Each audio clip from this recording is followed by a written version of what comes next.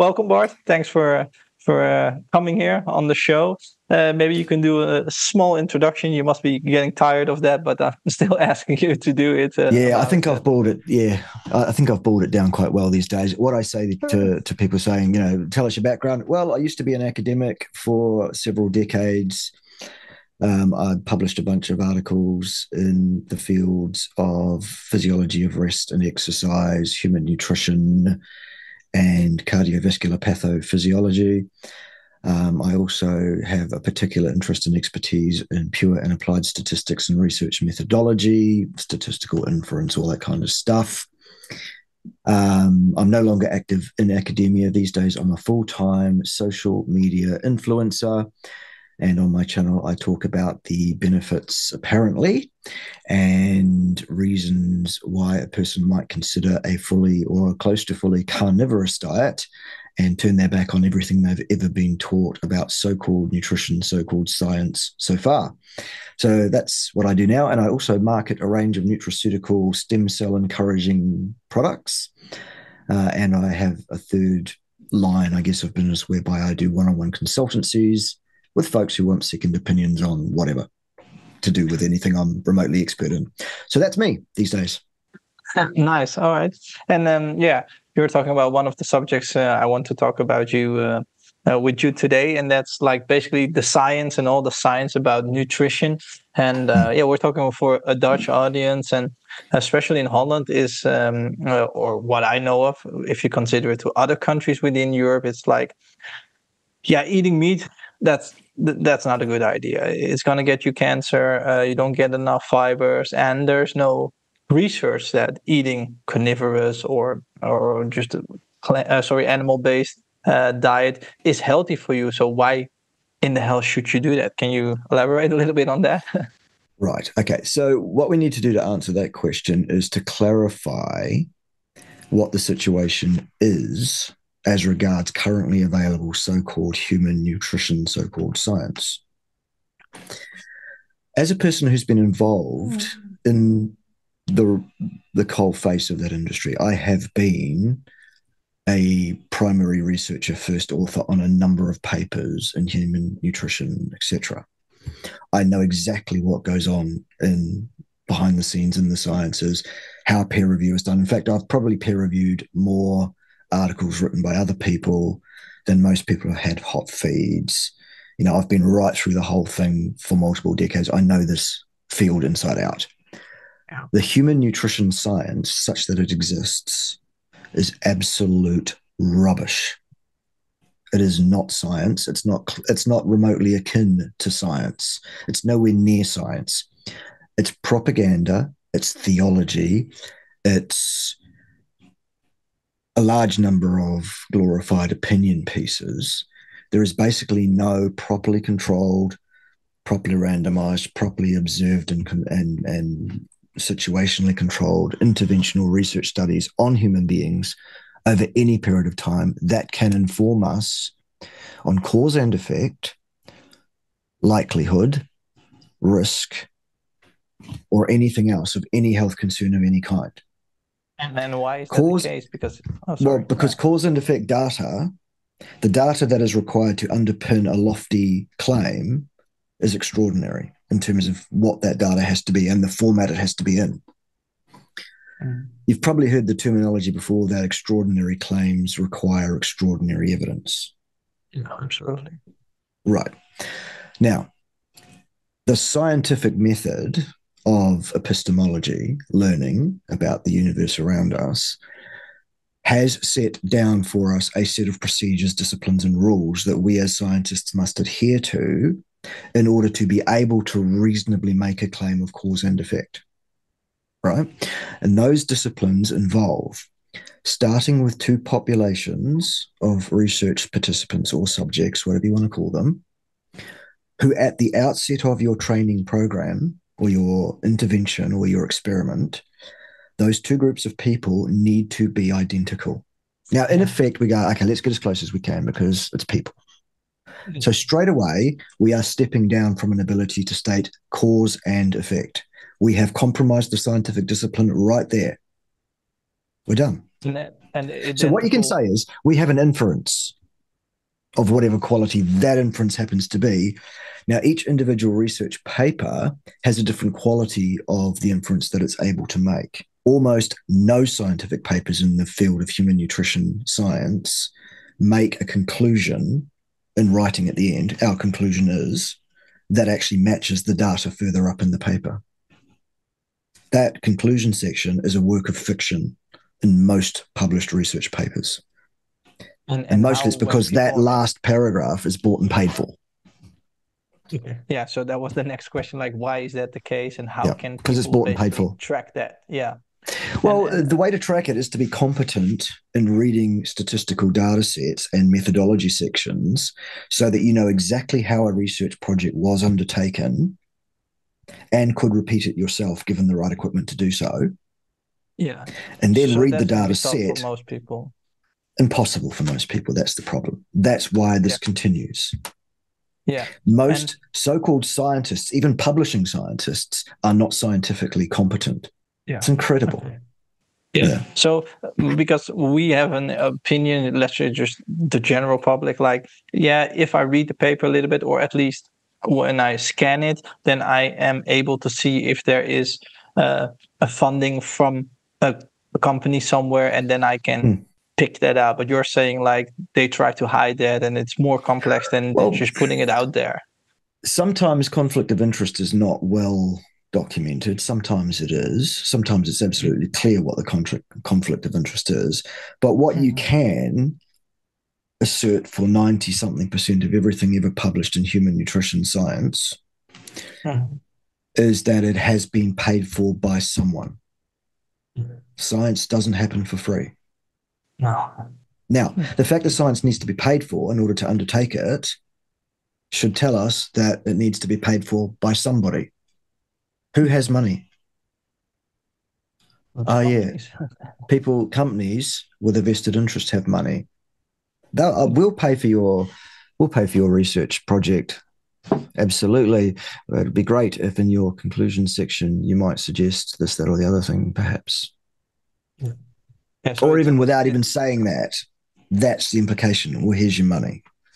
So if I'm paid a lot of money to do a research project by a company that has a product that is a breakfast cereal, and I do my research project and turn around and say there is absolutely no way in a purple fit that anyone should ever eat this breakfast cereal, I'm not going to get funded again by another company, and certainly not by that same company. Yeah. Okay, so let's get real here, people, about what's going on in science. Okay, there you go. Yeah. So in within the train of thought, that also includes like, because that's a big one when you talk about, don't eat a lot of plants. Like one of the things is there are no papers suggesting that anti-nutrients or in specific like oxalates or something like that can damage the human body, because there is no good paper about it, or there's no science about it. Right. There's also no science to say that the things that we're told we absolutely need from plants do us any good. No. Either. So what's the point? Yeah. So, but why? Can you explain a little bit about the route, how people still come to that conclusion, for example, with the oxalates or the anti-nutrients, or to the conclusion like, hey, there's no paper on the fact that we need stuff from plants, but some people go a step further and say you don't need it at all. I guess the easiest way to summarize that and respond to that is to give you the also well-trodden adage that goes like this. Well, lack of evidence is not evidence of lack necessarily. Yeah. Okay. So the fact that we don't have good studies that support the fact, the known, observed fact that oxalate poisoning is a real thing, oxalate dumping is a real thing. I see it in my clinical practice every single day of my life that I'm talking to people about their issues. Yeah. It's a real thing. It doesn't need a scientific paper. It's like these people that get into debates online and say, amazingly incisive things to people like Dr. Sean Baker. Like they'll say, when Sean Baker suggests that a cow is somewhat bigger than a chicken, they'll turn around and ask you for a source on that. Is there a paper that proves that? Absolutely, yeah. No, there's not. No, There's the also paper is not a not there, paper but that I mean the proves, question comes up a lot. Yeah, sure, yeah. but also there's not a paper that proves that the sun's going to come up tomorrow morning. No, We don't need a no, paper for that because we know damn well that's what's going to happen. We've seen it every day of our lives. It's not going to suddenly stop happening. no, no. So yeah, Neither so is people often, oxalate dumping or oxalate poisoning going to suddenly stop happening because there's no paper that says it's real. It yeah, still is. Yeah. yeah, Science can go so far, it can do so much stuff, but there are many things above the pure pursuit of science which fall into the remit of the clinical specialist, the person who actually has hands-on experience with real people in the real world. Now, I'm in a lucky situation as having been in both camps. I've been a senior academic, I've been a publishing research author, I've been a senior lecturing academic, teaching academic. I've supervised a number of postgraduate students on their dissertations and or theses, and I've worked clinically. So I'm able to draw from all of those fields. Most scientists can't do that, and most clinicians can't do that either. So when we're talking about the carnivore diet, can you summarize a bit what are the benefits of moving away from plants and getting Right. those anti-nutrients or just Yeah. plants in general? Yes. Okay.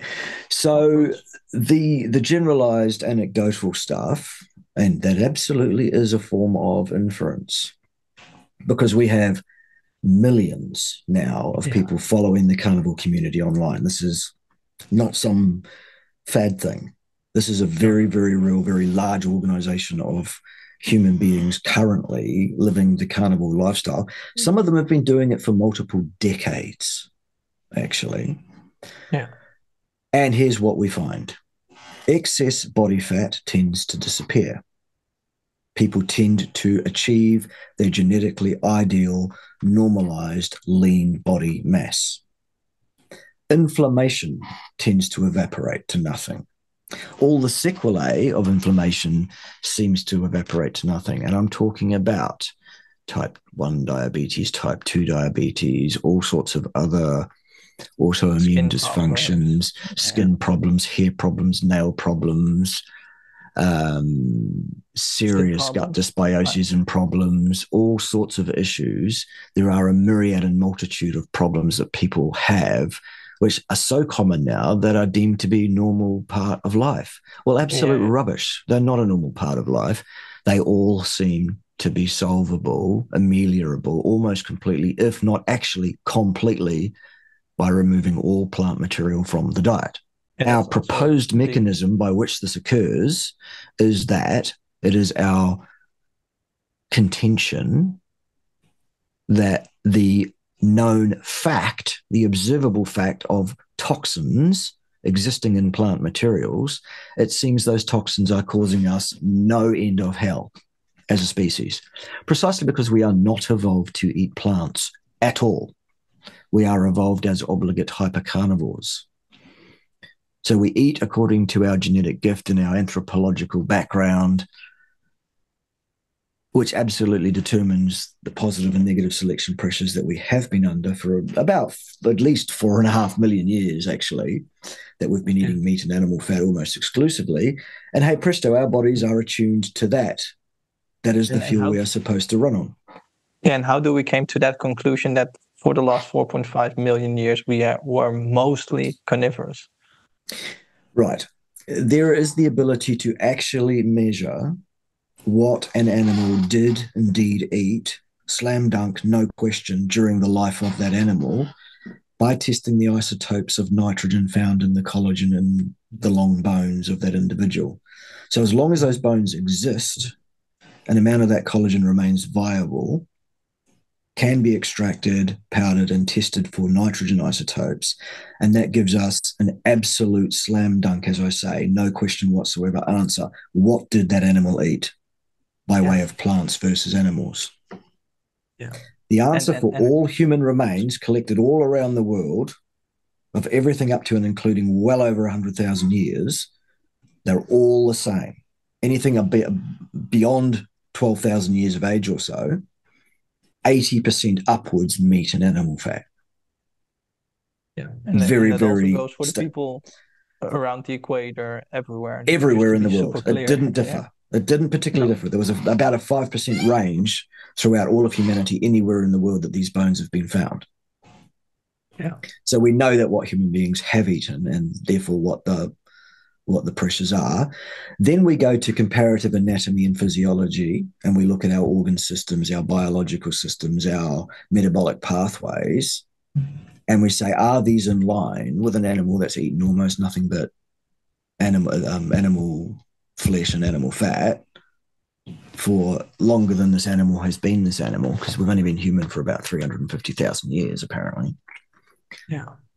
And the answer is unequivocal and absolute there as well. Our organ systems are absolutely designed to be maximally effective, healthy, and live the longest when we eat meat and animal fat exclusively. But what about the fact that we are doing agriculture for the last 12,000 years? Doesn't change that? That's right. So about 12,000 years ago, humanity decided a great idea would be to stop chasing around after herds of megafauna and whatever else, and instead we should domesticate cattle and whatever else, and we should use those cattle to pull plow so that we can plant grasses and eat the seed of those grasses instead. Yeah. The second worst thing human beings ever did in terms of their nutritional intakes, the second most damaging thing that we ever did, was to add plants into our diet, and they should be gone. You should get them out, basically. Yeah. The worst thing we ever did was include industrial seed oils into our diet. That was worse than adding carbs. Yeah, that's one I want to come to a bit later. But when you try to explain this to people, and also just try to science, and I know with some people you cannot discuss, but there are also people who are open for it, and they say but did we change the old systems within those 12,000 years? Are we not adapted now to eating the plants? I see what your question is. Yeah. All right. Genes change, body systems, body structures change glacially over time at large. 12,000 years in terms of the total time that human beings have existed as a species is a very, very tiny proportion. It's a flash in the pan. Yeah. Our genes have not changed. Our organ systems have not changed hugely from before the agrarian revolution, basically. The changes that have occurred have been universally things that we would deem to be negative.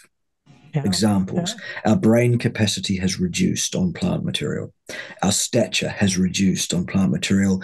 The robustness of our skeletal structure has reduced on plant-based diets.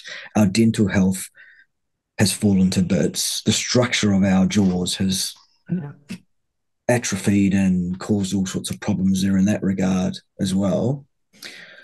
Tooth decay is causally linked directly to the consumption of carbohydrates in the mouth. Get rid of that and that stops and can heal actually over time, for example. I could go on all day about and from that information there is real science. It's not just an opinion of people who are in the carnivore space. There is real science about all the stuff you're talking about, just to clarify that a little bit to the of course. Yeah. But see, the thing is that what people need to understand is if you're looking for nutrition science, or science that might inform us on how we should behave nutritionally as a species, this thing called human nutrition science that you'll find in the literature, this ring-fenced area of ideology, propaganda, pseudoscience, and nonsense, that's the bit you need to ignore. Yeah. That's the bit that isn't science. You were addressing seed oils. Can you explain a little bit what is bad about seed oils? Because I have the idea and also got a couple questions from listeners who I was saying, okay, I'm doing the interview, and they were like, yeah, seed oils is just something that's just a hype. It's just something there that's from the last 5 years, and before we never talked about it, but it also before never shown that there were problems with it. Can you explain a little bit why it is a problem? Seed oils are directly pro-inflammatory for the most part. And inflammation is the underlying etiology, the cause of heart disease, type 2 diabetes, obesity, most forms of dementia, many forms of cancer, all the big killers. Yeah. So the last thing you want to do is cause your body to be chronically inflamed. just to be clear on it, some people think that's only the case if you intake those seed oils when there are, let's say, when you fry with them or when you bake in them or something like that. When they're cold, it's fine because then they don't cause inflammation. That's absolute nonsense. No. Yeah. All right. That's the short answer to that. Yeah, I got it. And that goes for all seed oils, let's say, because there's also what I notice when I talk to clients that, let's say, a canola oil or the corn oil, stuff like that, people get it more and more. But when it comes to, like, say, small seeds like chia or I don't know, just all the other small ones, but also for the avocado oil, how it's made and processed, then it's fine. But when it's like the other one, then it's bad. Is there let me be absolutely clear. If it is somewhere between clear colored and straw colored, and it is an oil, usually in a glass or plastic bottle on the supermarket shelf, and you can pick it up and go, and it is a liquid at room temperature, put it back on the shelf. Do not consume that. Do not add that to your food. Don't go anywhere near that. That means polyunsaturates and monounsaturates, including olive oil. Mm-hmm. What most people don't understand is that olive oil is usually somewhere between 16 to 18% polyunsaturates. Yeah. That's if indeed what you're getting is really olive oil. Just because it says it's olive oil on the label doesn't mean it is. No. Okay? No. Oils have no place in the human diet. None at all. So, and if people want to use fats to cook their products in, what would you recommend them? I would use butter, lard, tallow, ghee. Coconut is even okay because coconut is actually one of the most saturated fats there is, more saturated than any animal fat. Yeah. When I say there's no place in the diet for oils, what I mean is industrial seed oils derived from plant materials. Yeah. Clear. There's absolutely no place for that. You should not consume any of that ever under any circumstances.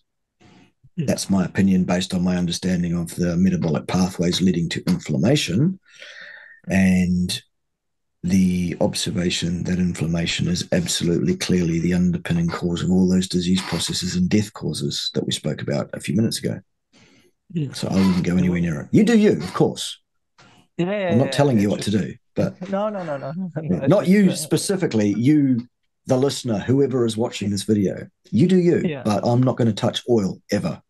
For me, it's important to, when I tell it to other people or the community is telling it to other people, that is like not just because you like it or because it's your opinion.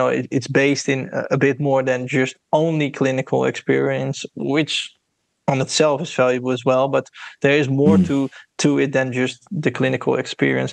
Talking about metabolic pathways, can you explain a little bit, because a lot of listeners were researching your channel as well, and one question that came up a lot was like, okay, the Randall cycle, I think I understand a little, but I don't understand it completely. And then I always say, you don't have to understand it completely, just a broad overview how it works. But can you go into a little bit of detail when it comes to that? Number one, it's badly named because it is not a cycle. So it shouldn't be called the anything cycle. It's not a cycle. Okay. It's a series of reactive interactions between various components of your metabolic and, as it turns out, your actual physical machinery in your cells, if you like, such that the following is true. The intake of carbohydrate from the exterior to a cell to the interior of that cell depends entirely on how much energetic substrate is already in that cell.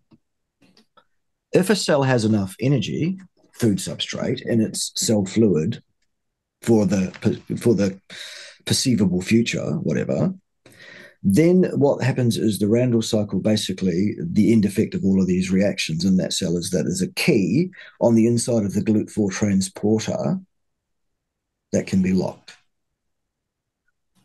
Why on earth would your body do that? Well, if you have elevated blood sugar and that elevated blood sugar is allowed to pour into that cell under its concentration gradient, then the inside of that cell is likely to become badly damaged by glycation, damage due to sugar. Sugar is toxic over the homeostatic baseline level that it should be kept at by the body. Yeah. So cells that have enough energy in them will lock the door. If you continue to, that's right. So if you continue to pour carbohydrates down your neck, what happens is that carbohydrate really has nowhere to go in the short term but to pull in your blood. So the sacrificial lamb becomes the red blood cells, which can be replaced much more readily and easily than, say, a muscle cell, and the epithelial cells of the vascular tree, which have the same simplicity and the same ability to be replaced fairly quickly using adult stem cells. So the natural design is we occasionally came across a carbohydrate meal, very rarely as we evolved. It was not available to us. When we did find it, we could wolf that down and get the so-called energy out of it and store that energy as fat because our cells won't uptake that glucose rapidly. So that has to go through the process of de novo lipogenesis, storage as fat. That's why our bodies do that and crave that, because it's an easy way to put fat on that was only available very rarely to humans. It's only the last couple of 100 years, really, that what we've actually done is provide the ability 24 hours a day, 7 days a week to go and get as much carbohydrate as we want in the worst possible form that it can be and wolf that down. Yeah. We don't want to be doing that. No seasonal changes anymore, and also the processed sugars and all the stuff like that. But then, right. When you try to so if you have a lot of fat in your muscle cells, for example, as you would do if you eat a fat-heavy diet, then your cells will be discouraged from uptaking sugar according to its concentration gradient if you are also eating sugar. So the simple answer is to stop eating sugar. Basically. Yeah. And when I say stop eating sugar, that means all carbohydrates, because they're all sugar. Also the honey and also the fruits. And that's sugar. Like that. Yeah. Complex carbohydrates are also sugar. They break down to sugar. That's what they are. That's what they do. They are sugar. Yeah.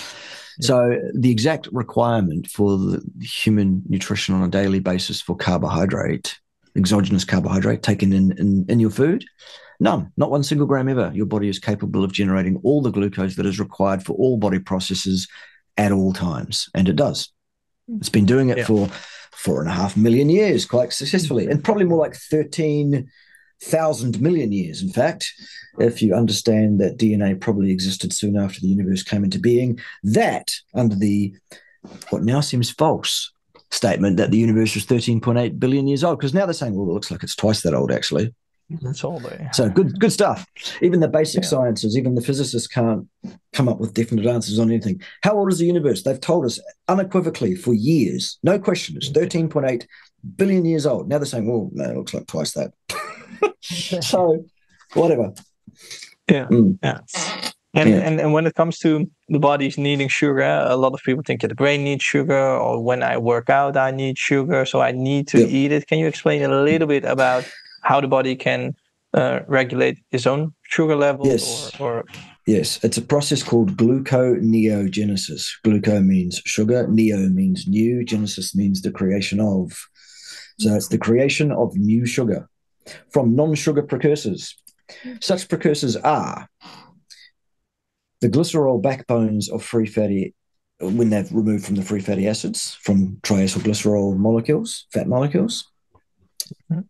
One or two of the amino acids are gluconeogenic at certain levels and at certain times under certain circumstances. And monocarboxylates such as lactate are another great source for gluconeogenesis.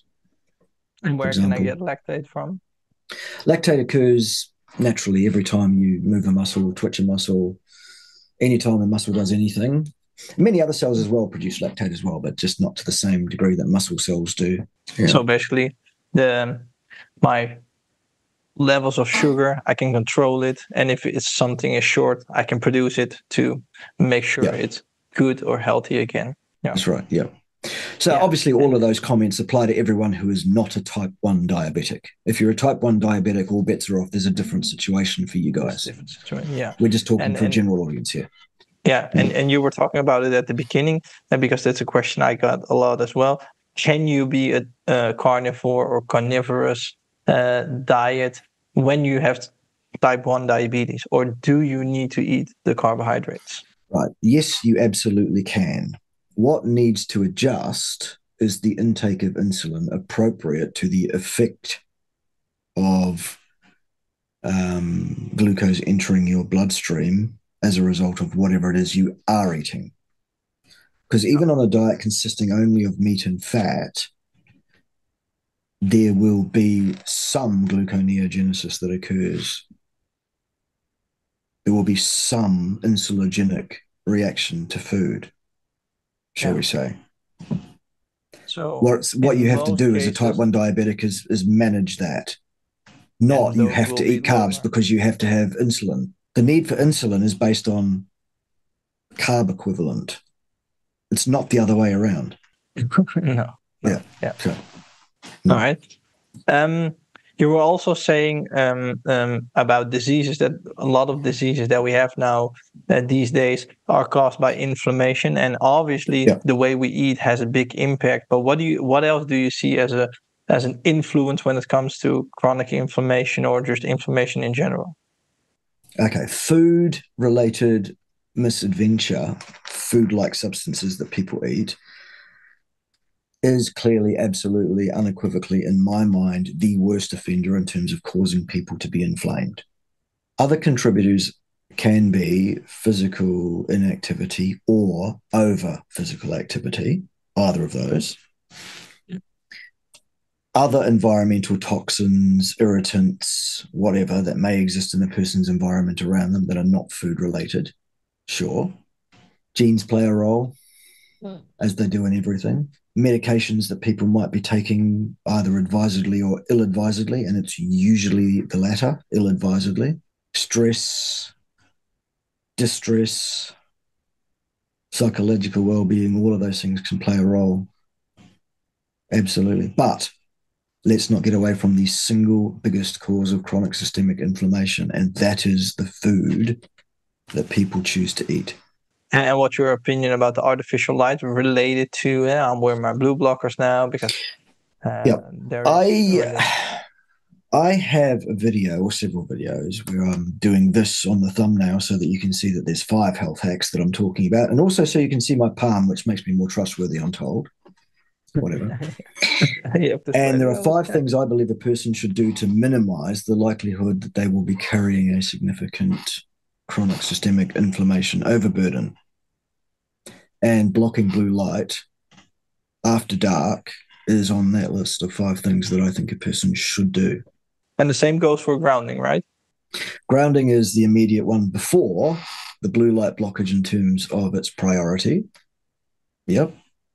Yeah, and can you explain a little bit why for you that is in your top 5? Because there we also go like there's no science, it's just all bullshit. Right. Okay. So my ideas around what I believe a person should do to minimize their inflammation are based on my own experience and anecdotal experiences of thousands of people with whom I have consulted, worked, and discussed these issues with over a number of years.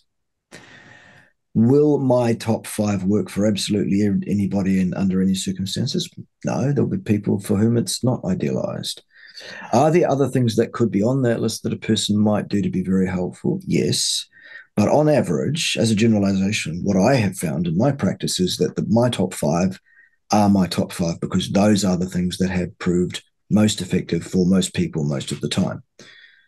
So you can say, what about this? What about that? What about the other thing? And I can say, absolutely, add those things in as number 6, 7, 8, 9, 10 if you want to.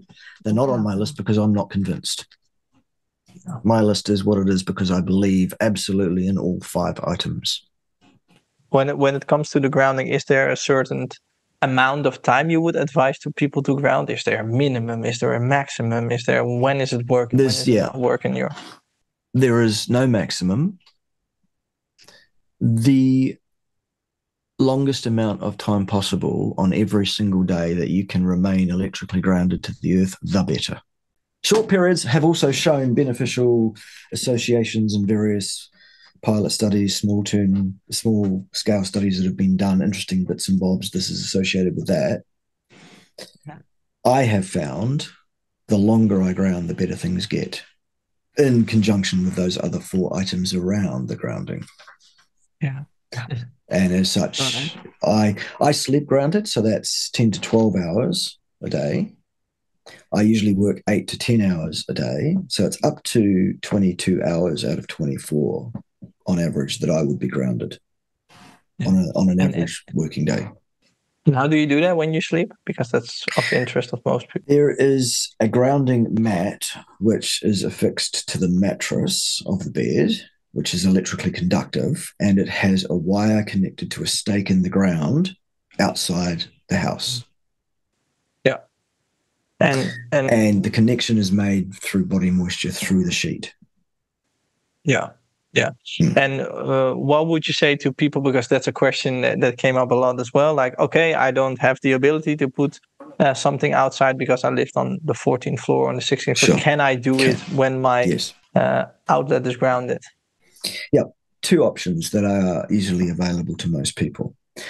If you live in a country where you have a 3-pin electrical circuit where one of those pins is the ground or earth pin, you can buy a grounding kit that is designed to work by plugging into the wall. What you've got is 2 plastic pins for the 2 live electrical connections with no wires on them. They're just there to hold the plug in the wall. What you've basically got is an earth pin. So instead of connecting directly to the earth through a stake in the ground outside, you are achieving exactly the same thing through the electrical circuit of your house, the ground circuit. Because your ground circuit works by being a stake in the ground outside. Yeah, yeah. And you don't worry about the dirty electricity and all the other frequencies that Not convinced. I would vastly sooner see a person ground as much as they can, even if it's dirty, than not at all. Yeah. Absolutely. Any day of the week and twice on Sundays. The second way that you can ground yourself if you don't have any of that is simply to connect yourself electrically using a copper wire to something like a radiator that's made of metal. You're grounded. If you do that, you can test it with a multimeter to make sure it's happening. That's quite easy. You can rent those. You don't even have to buy them. You just can rent them and check that out. Cool. They're not expensive anyway, multimeters. No. Yeah, that's true. And to be absolutely sure, when you work, you do it in the same way. So with the grounding mat and then the same riddle. I've got a mouse pad on my desk which has exactly the same situation. It's a wire that's connected to a stake outside. One of the other questions that always comes up a little bit, and maybe you can explain a bit about it, is 2 other things. You probably got that question a lot. Is cholesterol and the fiber thing. I think that when we collect all the questions, basically that's like fiber, cholesterol, and the other stuff we talked about. Right. Okay. So despite what you're told by people who claim to be expert and well educated in this area, the scientific facts are not at dispute, because science is a discipline laid down to us some 2,500 years ago or more. It says if you want to make an extraordinary claim, cause and effect, then you need extraordinary data, and it takes the form of 2 populations of human beings who are identical, separated at birth or before, kept for their entire lifespans in separate sealed laboratories, which are also identical. Allow one factor and one factor only to vary between your 2 identical populations, and look for a difference in an outcome variable under complete absolute control. Yeah. As soon as you have 2 populations that are not absolutely identical, your ability to infer cause and effect is gone. You have to step down from there as a disciplined scientist and say, well, we have this inference that we believe to be good because X, Y, or Z. But mostly that discipline goes out the window, and both scientists and people that read their papers and comment in the media on their papers talk about cause and effect, risk, hazard, likelihood, and all this kind of stuff from data that can not inform on cause and effect. Yeah, that is true of cholesterol and heart disease. There is no remotely even close to acceptable evidence that cholesterol or any of the lipoproteins that carry cholesterol or any subfraction of those lipoproteins or any particle count of any size of those lipoproteins plays any causal role whatever in the development of atherosclerosis heart disease. Anyone who tells you otherwise is not a scientist, does not understand scientist, is masquerading as a scientist sometimes, but nonetheless, that is a person who lacks the scientific discipline and does not understand clearly that the scientific discipline requires us to only make assertions that we can support with evidence, irrefutable evidence. That does not exist for cholesterol. There are many reasons to clearly assert through common sense, never mind science, that cholesterol and lipoproteins are not causal. We don't have that evidence any more than they have the evidence that they are causal. However, common sense dictates that it's incredibly unlikely that you could point the finger of blame at cholesterol or lipoproteins as a causal agent in heart disease. Yeah.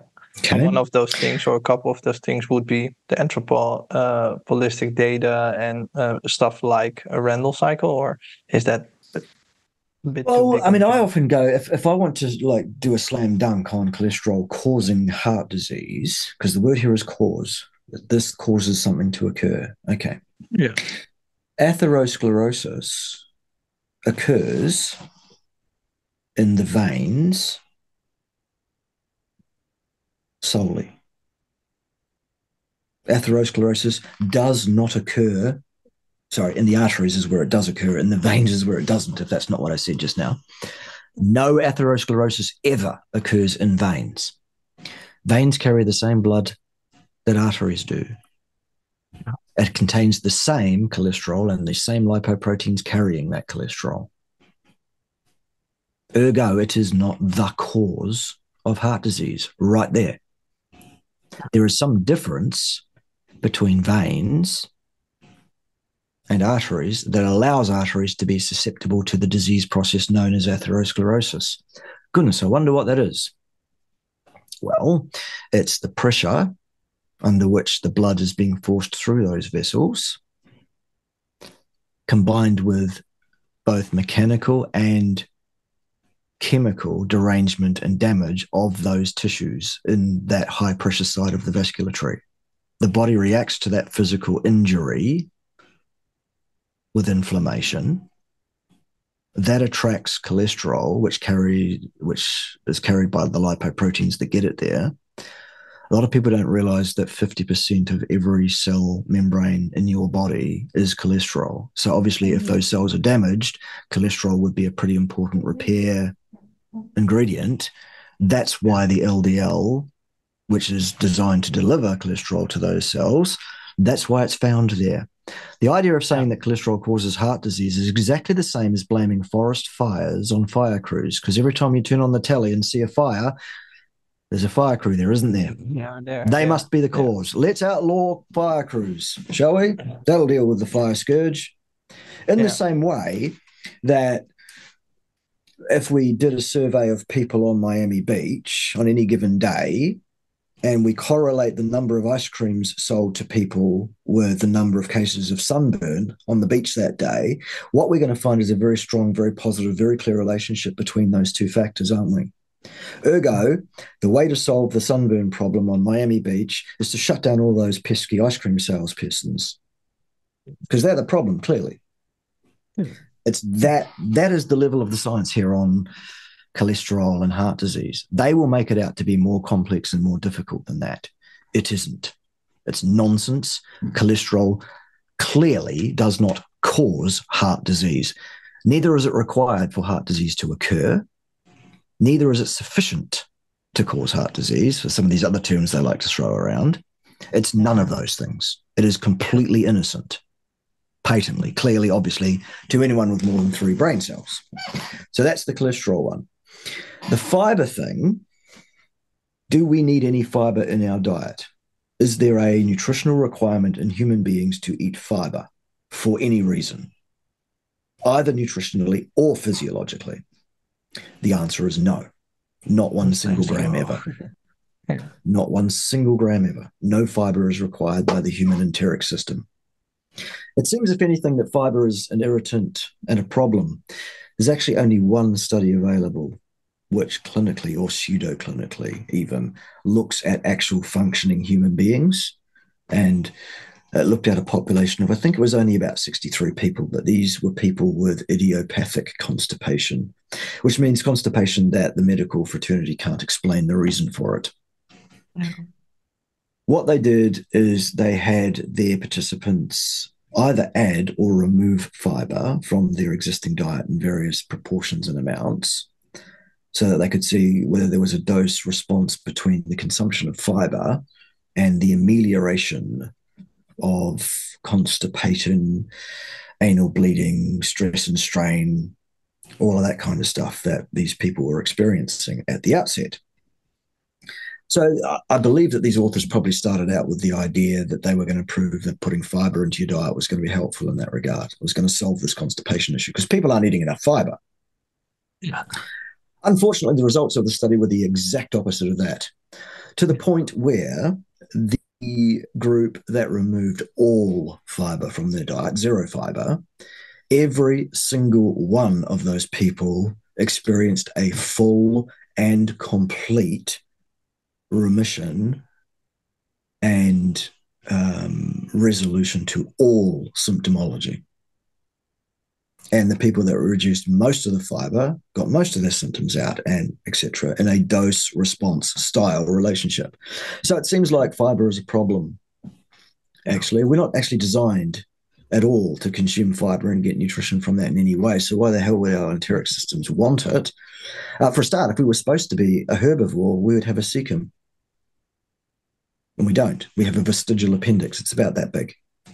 It no longer functions as a cecum. It's the remainder of the cecum that we had when we were from a primate stock that lived in trees and ate fruit. That's why we've got teeth like this too, by the way. Fruit-eating teeth. But there's no selection pressure to cause our teeth to change shape. I mean, there are still even so-called educated people running around saying, look, there's no possible way we could be carnivores because we don't have sharp, pointy teeth like this. Oh, yeah, I get that one a lot. We have a lot of fruitarians in Holland as well. Right. And so all you need to do to disprove that one is to go and have a look at the paintings on the walls of caves from antiquity. Because I have never seen a cave painting of hunting men diving headlong at woolly mammoths with their mouths open, trying to rip open their throats with their fangs. That's not how we did it. You'll find those men are holding sharp, pointy sticks, which they fashioned using their opposable thumbs under the influence of their quite working brain that said, hey, we could actually generate. We have no selection pressure that would require us to have those tools. I have never sat down at the kitchen table and been offered a steak by my lovely partner, having made that steak for me or cooked that steak for me. Thanks very much, love, but I can't possibly eat this for you. See, I lack the sharp, pointy teeth required. Because she's got a brain too, and she has supplied me with the tools I need on the table. 2 silver things, one with pointy things on it and one with the serrated edge. Yeah. No need for teeth. Yeah. Anyway, there's that one. Yeah. All right. Clear. I think you did a pretty good job on debunking a couple myths. Let's say somebody is listening to this podcast and says, okay, I'm convinced, I want to try it. How would you suggest somebody would start with a carnivore diet? Right. Here's what you should not do. Do not go carnivore tomorrow and dump out everything else in your diet that's in your diet today. Whatever your diet is now, change it slowly over 6 to 8 weeks to what you want it to be in future. Do not change your diet hugely overnight. That will upset your microbiome most likely. that will cause you health problems either immediately or indeed on a delayed, random, later on, you'll pay the price thing. Some people get away with it completely, actually, to be fair. Some people just change their diet overnight and they say everything was perfect the next day and isn't that great? And we say, congratulations, you're a hateful bastard. The rest of us are humans and we have to change what's happening slowly. And you should too. Yeah. And what kind of health problems could that give if you jump immediately into the carnivore? Right. If you upset your microbiome, you can cause a war in your guts for limited resource because you've changed the resources around. These bacteria are expecting you to be a creature of habit and to eat the way you always have. And in fact, if you try and change your diet too suddenly, those bacteria are able to grab hold of lots of levers and switches in your gut and actually send messages to your brain telling you that you must eat sugar. That's gut bacteria that's causing that because they need the sugar. They're expecting it. You've decided to withdraw it. They're starving. That carries on. They're going to go to war with each other and they're going to exude a whole bunch of chemicals to try and kill each other so that they can have the resources. And those chemicals are going to upset your gut lining and cause inflammation, and we don't want inflammation. Some of these bacteria are able to encapsulate themselves and wait you out, as it were. But before they do that, often they will actually eat, like Pac-Men, into the wall of your colon and bury themselves in there and encapsulate themselves in there and waiting for sensors to tell them that you've decided to eat sugar again. Right. Or you can change your diet slowly and let all these changes happen slowly, and it's like ripping off a Band-Aid slowly instead of quick. Okay. Yeah. I suggest you do it slowly. Yeah. And with slowly, you meant like 6 to 8 weeks or yes. Even a bit more. Yeah. Because look, if you don't, at the very least, it seems you're going to get the shits for weeks. Yeah. You're going to lose condition. You're going to be tired. You're going to feel like shit. Your energy's your skin's going to get bad. Everything is going to seem like you've gone on this carnivore diet and this is the worst health you've ever been in. What the hell are these people talking about? Well, you did it wrong and you never really were a carnivore. Do it properly. Yeah. I'm joking, just a little bit. Just adapt to it slowly. Yeah. All right. Nice. One other question: when people are on a carnivore diet, is it how important is it to mix it up when it comes to the meat you eat, basically? Or right. My personal diet for the last 9.5 years, I think it is, give or take, I don't know, whatever, is 80% muscle meat of beef. Not organs, muscle meat and associated fat. Butter, salt to taste, a small amount of non-lactose containing dairy product, a few eggs, a small amount of lamb, pork, chicken, and seafood, 5% off-piste naughty things because I'm a human being. Yeah, that happens, That's my diet. That's the diet I promote, with the exception of I don't promote the 5% transgression. Excuse me. No, okay. Yeah. I don't suggest that's a good idea. I'm just saying, I'm being honest with you. I'm telling you what I'm doing. Yeah. What you should do, ideally, is 100% carnivore and no transgressions. Having switched to carnivore slowly from wherever you are now. Yeah. Does the 5%, in your opinion, makes a big difference when it comes to it really does, actually. It really does. When I do short periods of 100% adherence, like 30 days, 60 days, 90 days for a challenge, I actually get quite vast improvements in my health. But for me, I don't want to maintain the 100% thing. It's a price I'm prepared to pay. It is a price well above reasonable for the level of transgression, in my opinion. But that's not negotiable. That's not something I can do anything about. It is what it is. And your mileage will vary because you're an individual person. Yeah. Not you, the listener, whoever you might be. Yeah. So, and I heard you also say there's no need to eat the organ meats, because that's also a big trend that's going on. Like, you need the organ meats if you go carnivore. Rubbish. Can you explain a little bit why that's rubbish? Well, number one, I haven't eaten any organs to speak of whatsoever for over 9 years, 9.5, I think it is, as I said. Yeah. So if organs were required in the diet, I should be dead by now, or at least very unwell. And I'm neither of those things. Now, am I special in some way? Am I some kind of genetic freak? Well, no, because there are a number of carnivores who have been eating a carnivore diet, some of them for decades, who also do not consume or chase after or look to eat a bunch of organs. Yeah. So it must be wrong that you need it, in the same way that it's wrong that you need fiber. Yeah. Can I prove that? No, other than by pointing you to hundreds of thousands of carnivore people who eat carnivore every day without consuming any fiber, who are not constipated, who are not full of anal cancer and colon cancer and whatever else, and who, are not having all the problems that they're supposed to be having because they're deficient in fiber. It seems like the idea that we need a certain level of fiber is wrong, demonstrably. Okay, then maybe it's not needed, the organ meat, but is it like, does it give you benefit? Because there are so many nutrients in there, and blah, blah, blah, blah. The fact that something contains a bunch of nutrients doesn't necessarily mean, ergo, that is a good thing. More isn't necessarily better of anything, actually. You've probably also heard the well-trodden statement that it is, in the case of every toxin, it is the dose that makes the poison.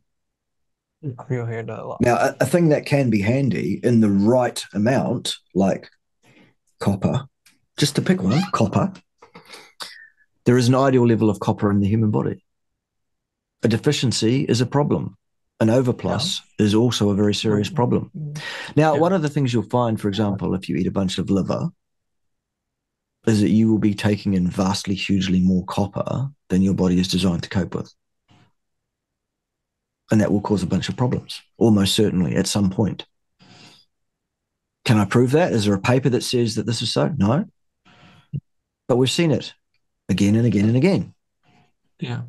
At some point, sooner or later, there will be an issue. Cool. Yeah. Super clear. I think that's basically it. That's like the broad overview of being carnivorous. Thank you for your time and all the explanation you did. And I know a lot of people from our channel are watching you and they're enjoying it. So keep up the good work, or at least I'm enjoying it. So thanks for your time again. No, my pleasure. Thanks for having me. All right. Thank you. Bye bye.